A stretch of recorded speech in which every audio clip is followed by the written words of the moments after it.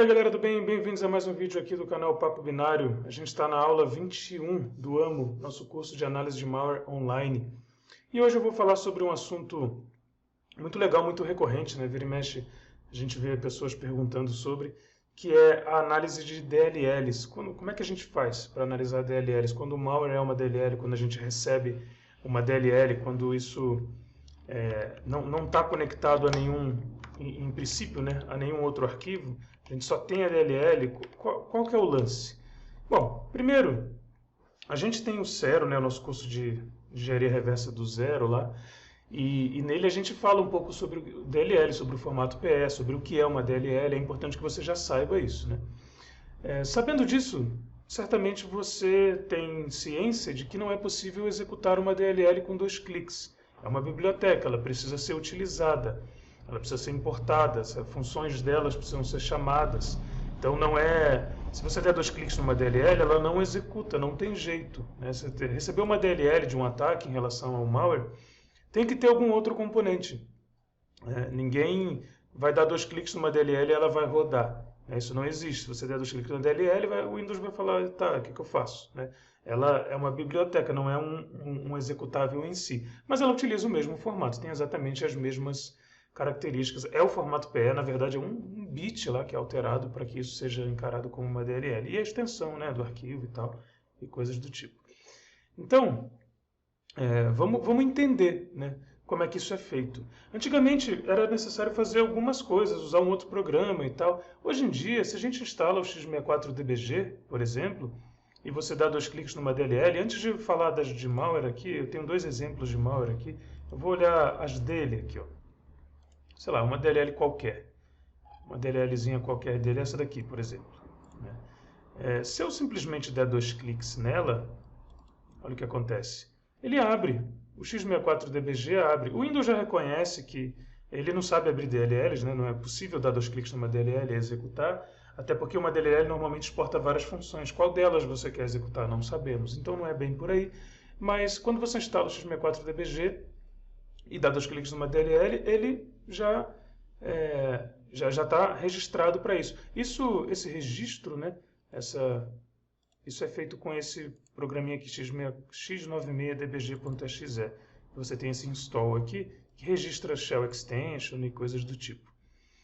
Beleza, uma vez feito isso, eu tenho aqui, eu estou com a janela do debugger aqui aberta, mas eu estou em outro lugar, né? Tá vendo o módulo ntdll.dll, System Breakpoint Reached. Isso é por causa de uma opção que eu tenho aqui. Mas mais importante que isso, eu já vou falar disso em um minuto, mais importante que isso é isso aqui, ó. Você está vendo aqui, ó, C2 x64DBG Release T2 DLL Loader. O que é isso, né? Tem um loader. E esse executável é que é responsável por carregar essa DLL. Ele carrega a DLL, ele usa a Load Library, né, que é a função do Windows que permite carregar uma DLL da API do Windows. Ele usa isso. Você fala assim, nossa, então legal, então na verdade eu estou debugando ele. Exato, ele chama a DLL e ele te joga para o entry point dela. Então assim, aqui eu estou parado no System Breakpoint, porque eu tenho isso daqui, né, marcado, eu posso desmarcar isso aqui. Vou até reiniciar o processo só para você ver. Poderia somente dar play ali também, né, e seguir. Mas vou reiniciar o processo aqui, que é o seguinte, qual foi a DLL aqui que a gente olhou? Essa aqui, ó. Vou dar 2 cliques nela de novo. E agora ele parou direto no entry point.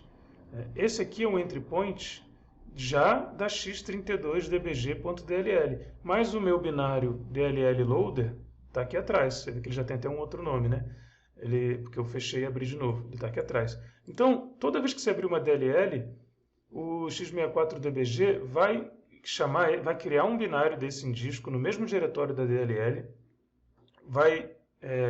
Esse binário recebe como parâmetro o path da DLL e carrega ela. Se tiver dúvidas, a gente pode, inclusive, olhar o código, né? O x64dbg é open source.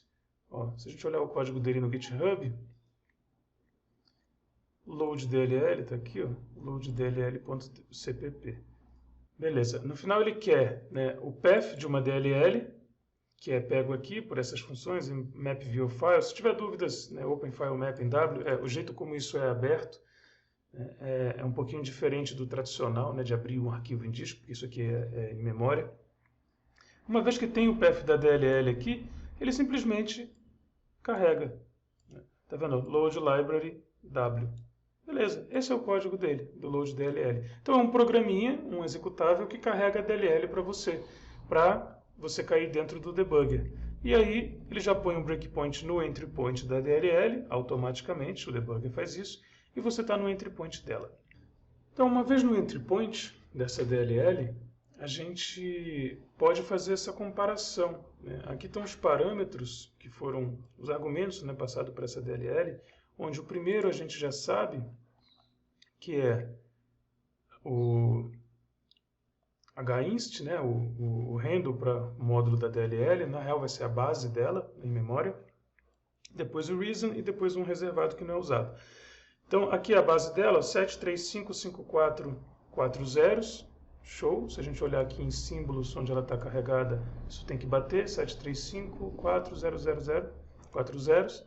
Beleza? Essa é a base dela. É o MZ dela, é o início dessa DLL em memória, desse arquivo mapeado em memória. Ótimo. Depois vem a razão, né? ESP mais 8, certo? Que no final vai entrar aqui, depois vai ficar em EBP mais C. Então, porque ó, rola aqui a cópia desses valores, né? Se a gente já pular para cá, a gente tem aqui, ó, isso aqui é empilhado de novo, né? E esses parâmetros são passados para uma outra função aqui dentro. Então aqui a gente já não vê aquele switch case ainda, né? No caso da implementação do x64DBG dessa DLL aqui, aquele switch case do esqueleto que a gente viu no site aqui da Microsoft, ele não está exatamente aqui. Tem uma função que, na verdade, os parâmetros estão sendo recebidos, estão sendo empilhados de novo e passados para uma outra função, que a gente vai ver. Mas aqui está o primeiro parâmetro sendo passado, né? Que é, posso colocar aqui, né, um comentário, né, que é aquele como é que chama? hinst.dll, eu vou até copiar aqui para ficar mais bonitinho, certo? O segundo é o reason, tá aqui, e o terceiro é esse reserved. Aliás, eu acho que é o contrário, né? Mas vamos lá. Então aqui, ó, o reason, que é 1, né? A gente vai saber por que já. E o outro, esse sim que é o hinst, né? Este é o hinst.dll. A ordem é ao contrário, né? Está empilhando. Esse é o reserved. Beleza? Os três empilhados aqui, de novo, né? Lembrando que essa é a DLL main. Começa aqui, é o entry point.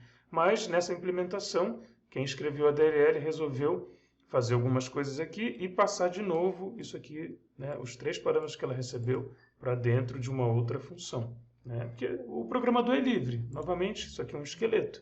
Você pode fazer switch case aqui, você pode chamar uma função e fazer dentro de uma função, você pode não fazer nunca, não importa. Beleza. Agora vamos ver o reason. Vamos entrar aqui nessa função, né? Entramos, ela está aqui embaixo. Nós temos 3 argumentos, certo? Lembrando que onde eles estão, né? Se a gente olhar os testes aqui, a gente já vai ver algumas... Tá vendo? Tem um teste aqui, CDI vai ser 0. E aqui, ó, EBP mais C, que hoje é 1, que é justamente o reason, é colocado em EDI. Então aqui já está testando se o reason é 0. A gente já pode, né, colocar um comentário aqui, né? Compara, né, o FDW reason com 0. Certo? Se não for igual, vai para algum lugar ali. Então vamos lá, vamos chegar ali para a gente ver o que acontece. F8, F8, F8, né? Só para a gente testar. Ó, o EDI aqui é 1, que é o reason. Como é 1, ele vai pular para, né, se eu der um enter aqui para simular, para cá. Então, se não é 0, beleza, já sabemos que não é 0. Vamos dar uma olhada no reason. Olha ele aqui, ó. Aqui tem uma lista. Ó, o DLL process attach é 1, o detach é 0, e assim vai. Aqui tem o thread attach 2 e o thread detach 3. Então, se a gente já sabe aqui que esse aqui é 0, se bater, se essa comparação for, né, pula se não for 0, mas se for, ele vai cair aqui. Então a gente já sabe que aqui eu posso botar um label com 2 pontos, é o process detach, né? Que é o 0. Voltando aqui, ó, process detach é o 0. Então já sei que aqui é o caso do process detach, né? Então ele viria para cá, né? E faria alguma outra comparação e tal. Como ele vai vir para cá, significa que não é 0, mas eu ainda não sei quanto é. Vamos ver aqui, ó. Foi para lá, agora ele está comparando com a x, que é 1. Né? Se for igual, ele pula para cá. Então aqui é o process attach. Certo? Se fosse 2, né, ele pularia, se não for igual a 2, para algum lugar aqui. Né? E se for igual a 2, ele vem para cá também. Então aqui são 2. Ops. Attach. Né? Esses dois estão indo para o mesmo lugar. O thread e o process, né? Se for 1 ou se for 2, cai no mesmo lugar. Certo? E assim vai. Né? Então, aqui está rolando o switch case, porque essa é uma DLL que não é maliciosa, ela testa todos os casos e está tudo bem. Né? E se for uma coisa, se for um detach, por exemplo, está vendo que o salto aqui vai para longe, ó, ele vai provavelmente para o fim da execução e já era. E a DLL vai embora. Certo? Ela faz alguma limpeza que precise fazer e sai fora. No caso de um attach, né, aí tem mais código que acontece aqui. Beleza, vamos ver isso aqui também no AIDA, só para ficar um pouquinho mais claro, porque é importante que a gente de fato entenda o que está acontecendo antes de partir para o malware, sabe? Temos o AIDA aqui, também estou no DLL entry point igual. Deixa eu reiniciar aqui para cair no entry point mais rapidamente. Ok. Estou aqui no entry point. Está aqui aquela chamada função. O AIDA já reconhece inclusive os argumentos também. Então está aqui o reason. Depois entra nessa função. E aqui vai. Se quiser dar um espaço aqui, né, vou ver a parte mais com esse gráfico aqui dele, o graph view. Fica um pouquinho mais simples de perceber, né, que se isso aqui rolar, olha o salto que acontece, se esse cara for 0, né? Esse salto aqui, ele vem para cá, que é aquele salto que a gente olhou aqui dentro, ó. O salto desse teste aqui. Né? Se esse salto acontecer, beleza. Né? Se esse salto não acontecer, ele cai aqui, compara com 0 e daqui dá um grande saltão, né? Que é esse saltão aqui, tá vendo essa seta aqui, ó, grandona, que vai vir até o final, ó, quase até o final da execução e sai. É exatamente a mesma coisa. Beleza, chega de DLLs não maliciosas, vamos dar uma olhada. Já entendemos a mecânica de como uma DLL é chamada, certo? Temos só para deixar claro aqui, ó, fazemos, né, o que aquele binário faz, o load DLL, né? Ele faz o load DLL, da DLL que você chamou, certo? E aí, lá dentro da DLL, tem uma DLL main, que recebe 3 argumentos. Né? hinse DLL, fdw reason, né? E o outro é reservado. Normalmente essa função tem um switch case aqui pela reason para saber quem chamou, por qual razão foi chamada. Né? Se foi chamado pela load library, o reason é 1, certo? E depois disso, no corpo dela, vai ter um teste, né? Pode ser um switch case, pode ser uma estrutura de ifs, no final vai ser um jumps em assembly, para saber se isso é 1. Se for 1, tem o código, em geral, né? O código responsável pelo malware, né? No caso do malware, um código malicioso. Só que esse teste ele não é necessário. Né? Pode ser que o malware simplesmente coloque o código direto, ignorando o reason, sem fazer nenhum teste, nenhum if. Não tem nenhum problema se fizer assim. Ok? Já sabemos então sobre a mecânica disso. Legal. Agora, vamos entender uma coisinha. Aqui tem um malware 2.dll. Vamos dar uma olhada no RStudio primeiro.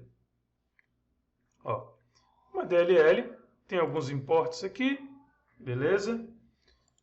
Não tem nenhum export, uma DLL que não exporta nenhuma função, né? Isso já é muito estranho também, mas vamos lá. Isso por si só já é suspeito, né? Porque uma DLL normalmente exporta funções para que sejam utilizadas. Se ela não exporta, pode ser que ela tenha um código direto malicioso na DLL main, né? Se eu carregar ela no debugger, mesmo esquema, ele cria um loader. Inclusive, ó, tá vendo? É criado aqui, ó, né? E esse loader, só para tirar um...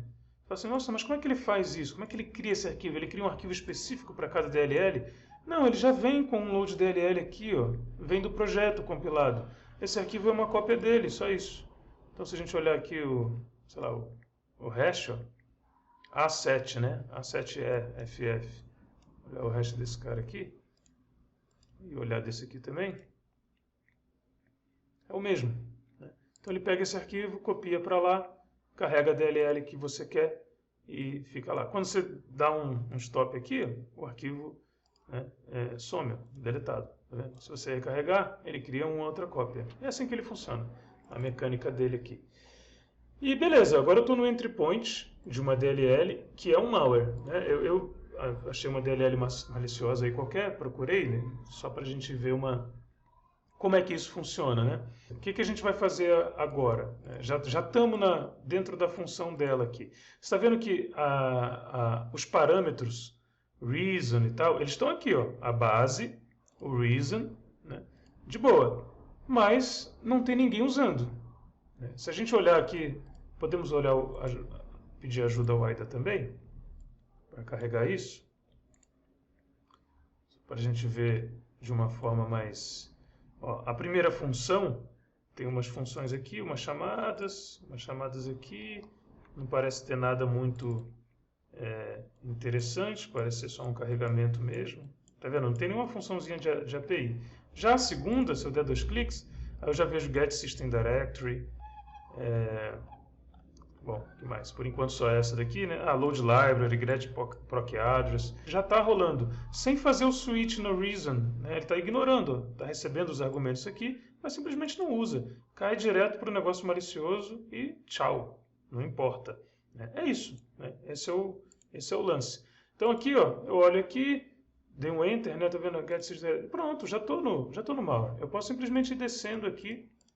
Vou pular essa função que só carrega coisas. E eu já estou debugando o código do malware, sem problema nenhum, né? É o malware que é uma DLL, ó, Get System Directory, ele está pegando o System Directory, está aqui, ó. Beleza, e tal. O que tem nessa função aqui? Posso ir entrando. Enfim, debugging normal de malware, né? Da maneira que eu quiser, da maneira que eu sentir que devo fazer. Aí tem aqui também, eu posso fazer essa análise estática, né, para ir vendo o que esse cara está fazendo, tem umas chamadas de funções aqui dentro. Beleza, né? Essa é a mecânica. A outra coisa que a gente pode encontrar, falando sobre malware em DLL, são malwares que têm funções exportadas. Vou olhar esse outro aqui, que é o 1. Se você for ver, ele tem um export, tem uma função. Então pode ser que, nesse caso aqui, no caso do malware 1, né, o exe é responsável por chamar, faça load library, né, malware1.dll, beleza, vai pegar, depois vai carregar a memória, né, a DLL em memória, depois um get proc address, para pegar o endereço da função, como é que é o nome do export aqui? Underline ZXC, certo? Underline ZXC. Beleza? Lembra que eu expliquei sobre o runtime linking, né? É parecido aqui, né? E aí ele vai ter um ponteiro de função, né, no final das contas, e aí ele pode chamar isso, né? E aí nesse caso, se for o caso aqui, o código malicioso do malware não necessariamente vai estar na DLL main. A gente sabe que isso aqui chama a DLL main da DLL, né? Passando um reason igual a, você já sabe, né? 1. Certo? Já sabemos disso. Então, uma vez isso chamado, o código já poderia ser malicioso, já poderia ser executado direto na DLL main, mas pode ser uma opção, né, do criador do malware de exportar funções, uma ou mais funções, para que sejam chamadas ou por um outro componente do malware dele, né, que ele está fazendo, ou por algum outro componente, enfim. Legal, então já temos uma outra coisa aí. E como é que a gente vê o código dessa função? Super simples, né? O export, na verdade, tem um endereço. Se eu simplesmente abrir esse cara no IDA, aqui, ó, e vir aqui em exports, eu vou ver o endereço da função. Se eu der 2 cliques, acabou, já estou nela, né? Nesse caso aqui, ele tem uma função que exporta e não faz nada. A função tem simplesmente nada dentro dela, tem só um hatch, né? Mas poderia ser algo malicioso. Ou seja, esse export aqui é uma tentativa de disfarçar. Estou exportando uma funçãozinha, eu não sou uma DLL maliciosa, mas é mentira, porque não tem nada dentro dela. E todo o código dela, aliás, todo o código malicioso desse malware também está no entry point. Está aqui o entry point dela, né, DLL main. Aqui está chamado DLL entry point, mas é a DLL main, tá? É só nomenclaturas diferentes, porque é o entry point. Aqui está a comparação do reason com 1, que é a gente já sabe, que é o process attach. No IDA você pode até apertar o M aqui e buscar enum, DLL, underline, ó, process attach, ok? Se não for igual, vai para cá.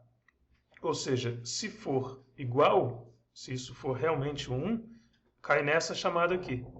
E se a gente olhar essa chamada aqui, ó, beleza, já tem aí open, fdopen, né, tá? São funções aqui da biblioteca de C.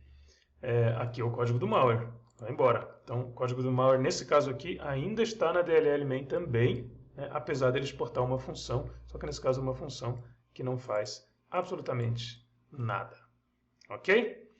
Bom, isso é tudo que eu tenho para falar inicialmente, nessa primeira conversa sobre análise de DLL.